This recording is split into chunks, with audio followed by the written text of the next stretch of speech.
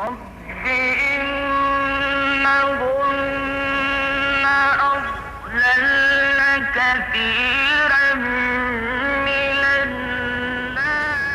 in Cairo, the city of 1,000 minarets. Over in the new quarter, Naguib Mahfouz sets out.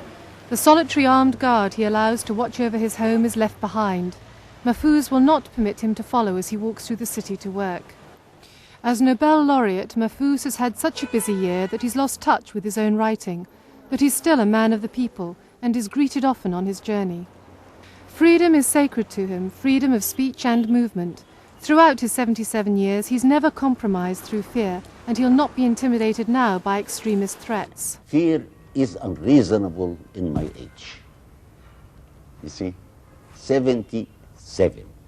So, if extremists want to kill on Saturday, perhaps God will do it on Sunday. Mahfouz's books are mostly set in Cairo's old quarter. At Fishawi Cafe, which features in his novels, Egyptian playwright Karim al-Rawi describes how Mahfouz is revered by younger writers for the boldness of his work. I think he's controversial in the real sense, which is that he tells the truth. And I think that is always controversial in any society, but particularly in a society that is undergoing as many changes as the society, and a society in which there are so many forces at play, political and social forces.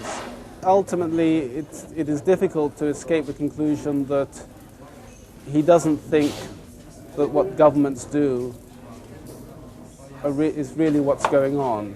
It's not really what matters in Egyptian society. What's happening at the grassroots level, I feel, is much more his concern. If Mahfouz believes that ultimately power can lie with the people, the government surely believes it too. So here lies the secret of his success and political survival.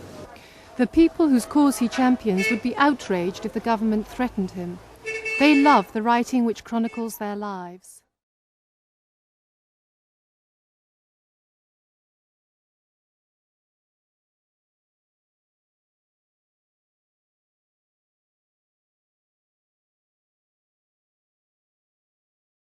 For Mahfouz, there's never been any choice about subject matter. I have been born at ancient Cairo, and I was a boy at ancient Cairo. She created me. I loved her very much. I write about it. No choice. He's always been horrified by the difficult conditions of life for poor people. And he's wanted to bring them into his literature. In his heart, he's out in the back streets with the poor people who are grubbing about for a precarious living and who probably never read his books. Though they'll go to the cinema and see his films. In a recent survey of the best 100 Arabic films, 18 were stories by Mahfouz. After the Nobel Prize, Mahfouz's popularity was further increased. But according to his loyal publishers at Cairo's American University, that wasn't just because of the prize. The response to Nobel Prize winners varies enormously. And just getting a Nobel Prize in literature does not assure you that you're going to have very large sales.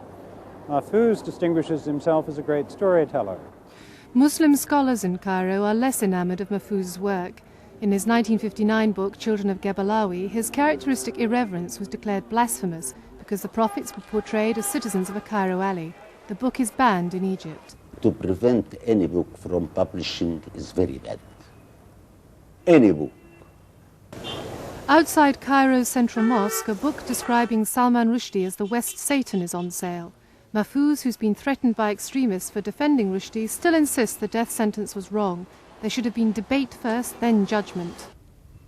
Khomeini took another way, which had been refused by all Muslims, because it is not against law only, against Islam. He can't judge anyone to be criminal without judgment. And he gave him a chance to change his mind if he wants. When asked whether as a controversial writer himself he can offer Rushdie advice, Mahfouz says simply, like Socrates, Rushdie must choose. It is his problem as a writer. I can't advise him. His heart must advise him. You want to change your idea and risk your life,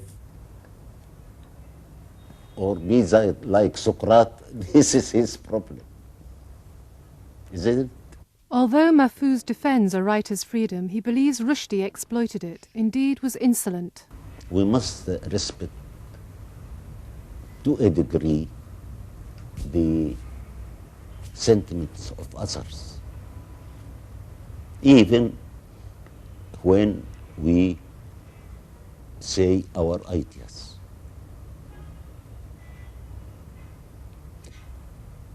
There is difference between freedom of thinking and insolence.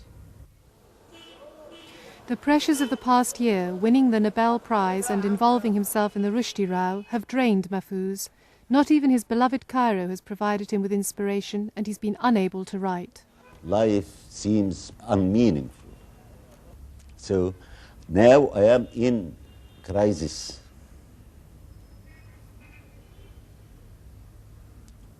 I want to write even a short story or anything. So now you're just waiting. You must wait for inspiration. I must wait, but in this age, waiting is very dangerous. Hopefully, now that Mahfouz can relinquish his duties as Nobel laureate, inspiration will return. His books will be available in Britain next year.